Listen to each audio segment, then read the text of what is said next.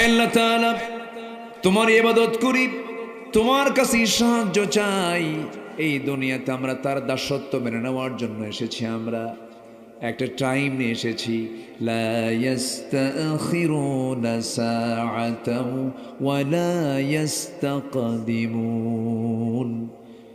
যে সময় আল্লাহ পাক আমাকে বেঁধে দিয়েছেন, এক সেকেন্ড আগেও মরণ হবে না, এক সেকেন্ড পরও মরণ হবে না। যখন সময় হয়ে যাবে, মালাকুল মউত জান কবজ করে নিয়ে চলে যাবে।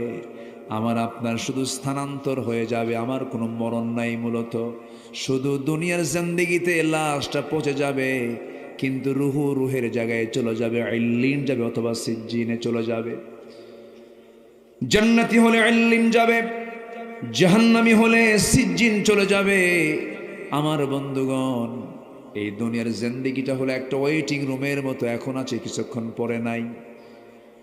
দুনিয়ার সব কিছু ছেড়ে একদিন চিরস্থায়ী জিন্দেগির জন্য আমাকে প্রস্তুতি নিতে হবে।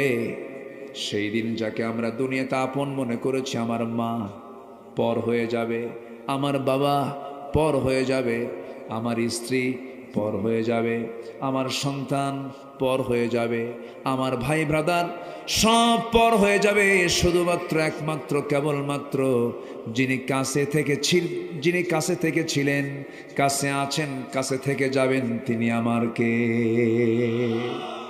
আসতে বলবেন না, তিনি আমার কে? আল্লাহ। সে আল্লাহর কাছে আমরা যে আমলনামা নিতে চাই, সে আমলনামাটা যেন দুর্বল না হয়। আমলনামা হবে দু হাতে, বাম হাতে আমলনামা কেউ নিয়ে যাবে, ডান হাতে আমলনামা কেউ নিয়ে যাবে। কিন্তু আমরা চাই, সবাই বলুন তো, আমরা আমলনামা নিতে চাই বাম হাতে না ডান হাতে? বাম হাতে না ডান হাতে?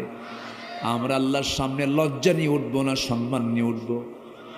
সম্মান নিয়ে